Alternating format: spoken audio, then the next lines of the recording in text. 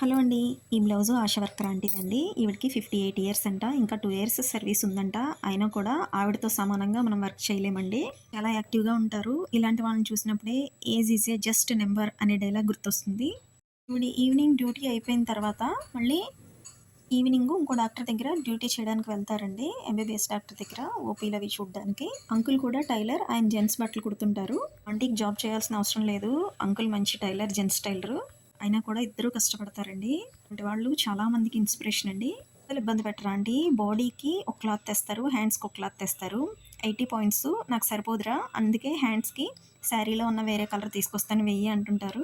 హ్యాండ్స్‌కేమో body colour piping, బాడీకేమో hands colour piping వేస్తాను. Cost కూడా నేను చెప్పకముందే ఆవిడే రీజనబుల్‌గా చేతిలో పెట్టేస్తారండి.